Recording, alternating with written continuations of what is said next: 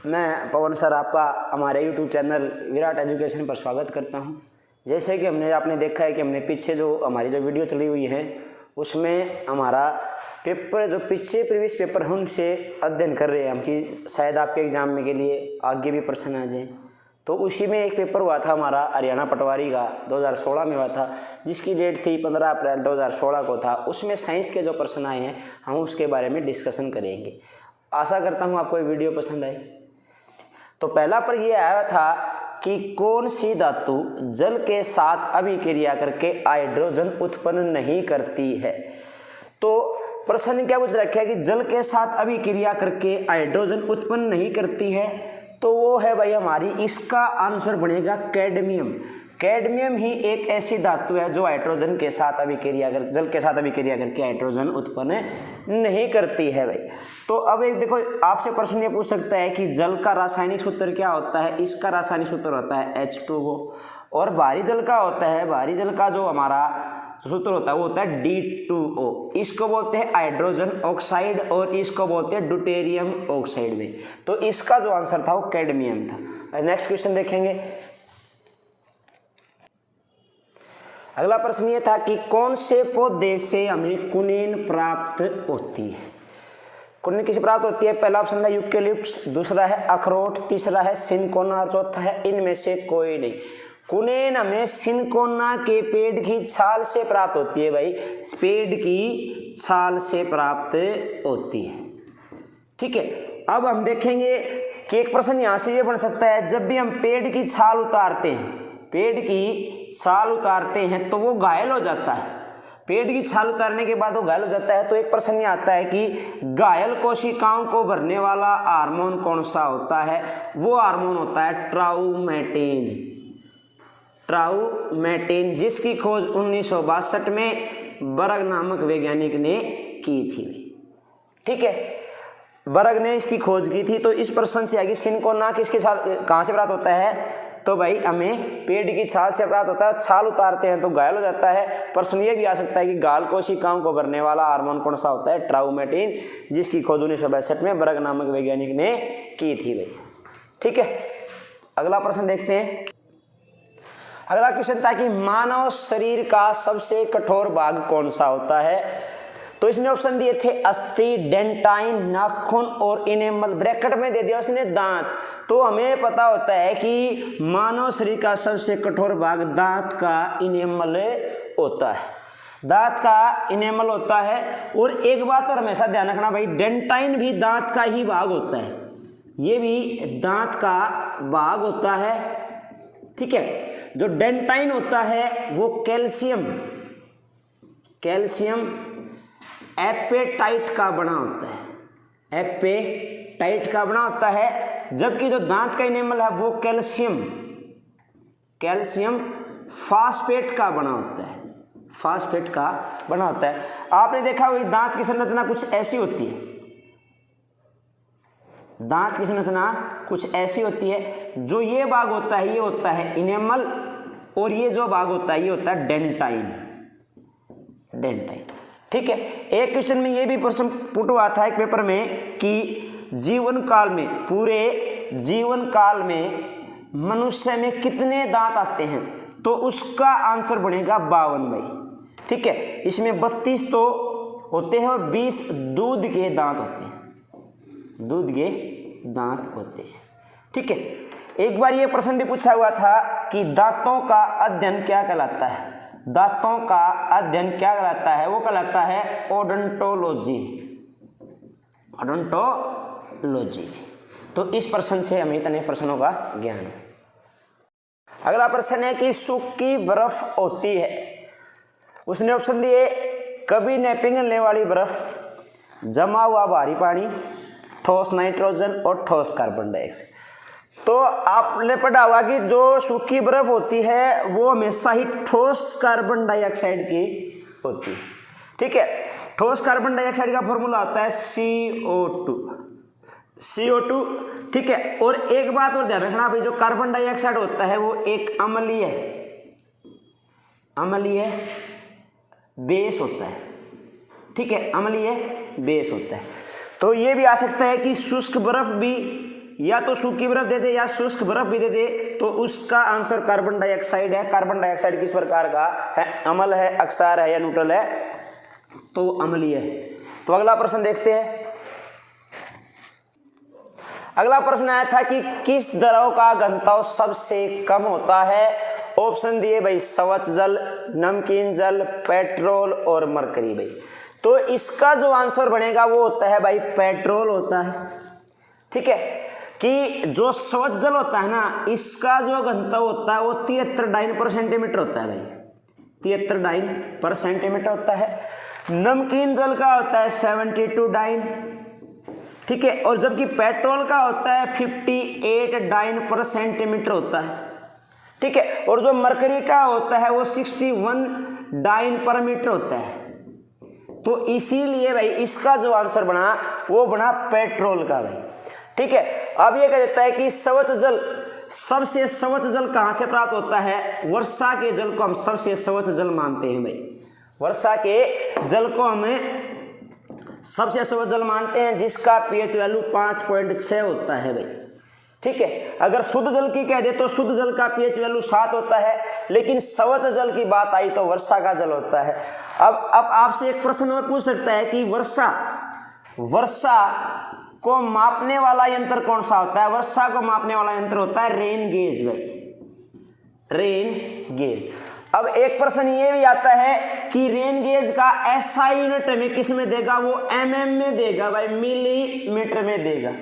ठीक है, अगर मैं थोड़ा सा आपको एक प्रश्न नेशनल जीके के अंदर ले जाऊं तो सबसे अधिक वर्षा कहाँ होती है? तो मेघालय के मासिनराम में हमारी वर्षा मापी जाती है भाई, और सबसे कम हमारे लेह लद्दाख के अंदर सबसे कम वर्षा होती है। तो ये इस प्रश्न से इतने हैं भाई हमारे। आगे है कि शीशा पेंसिल के निर्माण में किस सामग्री का प्रयोग होता है? आपके ऑप्शन थे ग्रेफाइट, शीशा, कार्बन और अभ्रक। अब हमें पता है कि जो पेंसिल होती है उसमें हम किसका, ग्रेफाइट का प्रयोग करते हैं भाई, और उसने ही प्रश्न हमें दे दिया कि शीशा पेंसिल के निर्माण में किस सामग्री का प्रयोग होता है? तो ग्रेफाइट का होता है भाई। ठीक है, और ग्रेफाइट भाई विद्युत का सुचालक होता है। ठीक है, ग्रेफाइट विद्युत का सुचालक होता है। इसमें एक तो अगला प्रश्न ये था कि मानव हृदय में कितने कोष्ठक होते हैं? आपके ऑप्शन थे 2, 3, 4 और 5 भाई। तो मानव हृदय में 4 कोष्ठक होते हैं भाई, 4 कोष्ठक होते हैं। मानव हृदय में 4 कोष्ठक होते हैं। ठीक है, 4 कोष्ठक होते हैं। उसमें भाई देखो 2 चीजें होती हैं, एक होता है अलिंद और एक होता है निलय। एक अलिंद और एक निलय, दोनों भाई लेफ्ट और राइट में, एक अलिंद एक निलय। उसी प्रकार ऐसे ही राइट में एक अलिंद एक निलय भाई। तो टोटल 4 हो गए भाई हमारे, तो 4 भाग हो गए। ठीक है, ध्यान रखना कि भाई जो अलिंद है उससे खून निलय के अंदर जाता है। ठीक है, और भाई एक प्रश्न यहाँ से ये भी बन सकता था कि मकड़ी में कितने जोड़ी पैर होते हैं? तो मकड़ी में भाई 4 ही जोड़ी पैर होते हैं। ठीक है, और भाई ये आ जाए कि भाई जीव जंतुओं में कितने जोड़ी पैर होते हैं? तो उसमें 3 होते हैं भाई। ठीक है, अगले प्रश्न में हम और पढ़ते हैं। देखिए, तो भाई इस क्वेश्चन में हमसे ये पूछा गया था कि पेरिस ऑफ प्लास्टर किससे बना होता है? जो हम घर पे पीओपी करते हैं वो किससे बनी होती है? तो ऑप्शन थे जिप्सम, बॉक्साइट, चूना, और चौथा था इनमें से कोई नहीं भाई। तो इसका जो आंसर रहेगा वो रहेगा जिप्सम भाई। जिप्सम को हम 120 डिग्री पर अगर गर्म करेंगे तो वो प्लास्टर ऑफ पेरिस का रूप ले लेता है, जिसका फॉर्मूला CSO4 2H2O होता है भाई। ठीक है, प्लास्टर ऑफ पेरिस का जो फॉर्मूला होता है वो CSO4 2H2O होता है, और जिप्सम को अगर हम 120 डिग्री सेल्सियस पर गर्म करेंगे तो भाई वो प्लास्टर का रूप ले लेगा।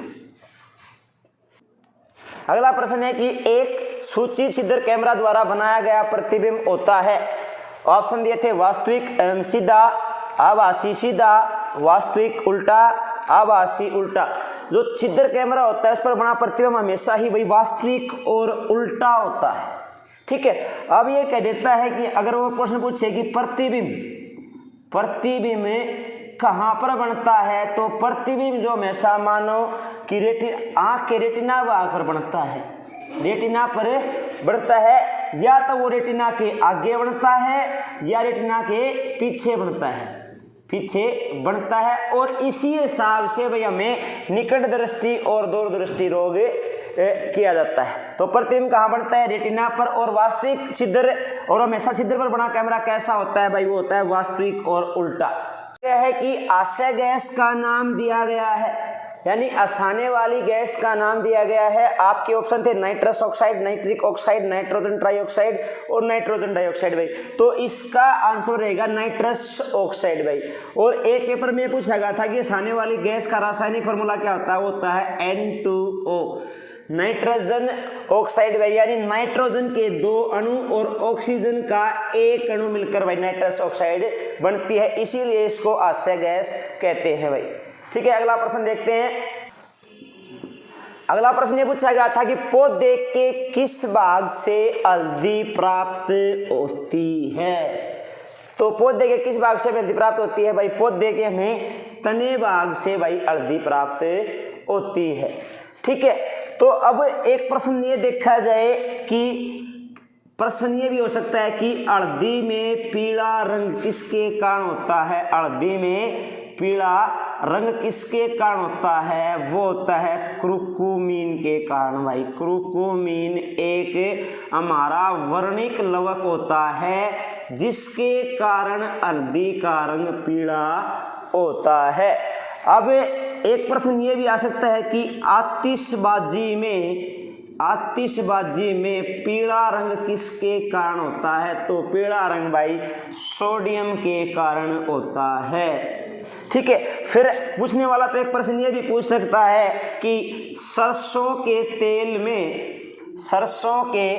तेल में पीला रंग किसके कारण होता है? तो वो होता है भाई ऑक्सीडेशन के कारण भाई।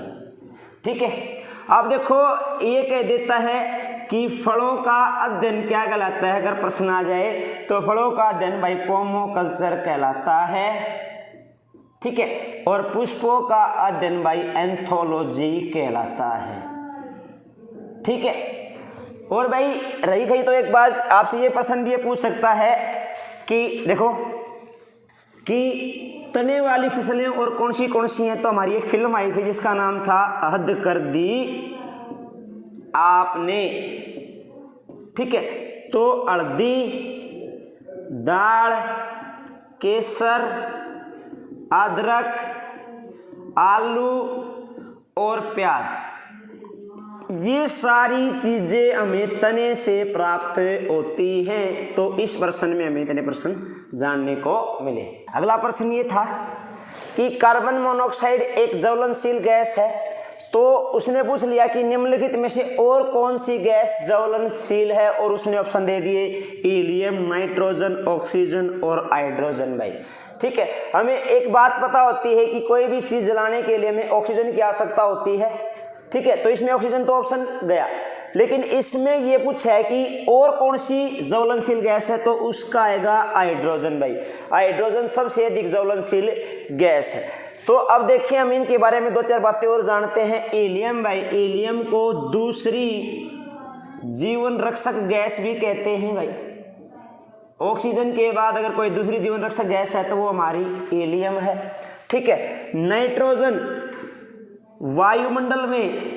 वायुमंडल में सर्वाधिक मात्रा में पाई जाने वाली गैस है नाइट्रोजन, जिसका परसेंटेज 78.8% होता है। ठीक है, फिर है ऑक्सीजन, एकमात्र ऐसी जो जीवन देती है, और हर चीज में ऑक्सीजन की हमें जरूरत पड़ती है। और इसका आंसर है हाइड्रोजन। तो हाइड्रोजन के बारे में हमें एक बात और पता है कि इसको भविष्य का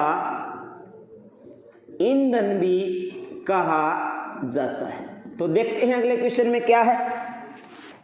अगला प्रश्न ये था कि प्राकृतिक गैस का मुख्य घटक कौन सा होता है? प्राकृतिक गैस का मुख्य घटक कुछ है, तो भाई प्राकृतिक गैस कौन सी होती है? प्राकृतिक गैस वो होती है जो हमें प्रकृति से प्राप्त होती है। तो उसने ऑप्शन दिए थे मीथेन, एथेन, प्रोपेन और ब्यूटेन। तो इसका प्राकृतिक गैस का जो आंसर है वो है मीथेन है। मीथेन का फॉर्मूला CH4 होता है। ठीक है, इसको मस्टर्ड गैस भी कहते हैं भाई, मस्टर्ड गैस भी कहते हैं, इसको हम गोबर गैस भी कहते हैं। तो इस प्रश्न में इतना है। ठीक है, ठीक है। तो देखो भाई, इसने प्रश्न दे दिया था कि यातायात सिग्नलों में लाल बत्ती का प्रयोग होता है क्योंकि इसने ऑप्शन दिए ये है खराब दृष्टि वाले लोगों को भी दिखाई देता है, इसलिए ये नहीं हो सकता। ये सुंदर दिखती है, ये भी नहीं हो सकता। फिर तीसरा ऑप्शन हमारे पास बच गया, इसका तरंग दैर्घ्य सबसे अधिक होता है तथा लंबी दूरी तक देखा जा सकता है। तो इसका जो राइट आंसर रहेगा बेटा वो रहेगा सी, क्योंकि इसका तरंग दैर्घ्य सबसे अधिक होता है और ये लंबी दूरी तक देख सकता है। ठीक है, तरंग दैर्घ्य की बात करें जिसको हिंदी में हम वेवलेंथ कहते हैं, वेवलेंथ कहते हैं। ठीक है, और तरंग दैर्घ्य का एसआई यूनिट एंगस्ट्रॉम होता है, एंगस्ट्रॉम होता है, तरंग दैर्घ्य का एंगस्ट्रॉम होता है। ठीक है, और लाल रंग का जो तरंग दैर्घ्य होता है वो 6900 से लेकर 7400 तक होता है, 6900 से लेकर 7400 तक होता है कि जो कि सबसे अधिक। ठीक है, रेले के अनुसार कहा गया था कि जिस रंग का तरंग दैर्घ्य सबसे अधिक होगा वो अधिक दूरी तक दिखाई देगा। तो आज की वीडियो में हमारे पास इतना ही है। अगर आपको ये वीडियो पसंद आई हो तो लाइक सब्सक्राइब जरूर करें, आप भी करें और अपने दोस्तों से भी करवाएं। धन्यवाद।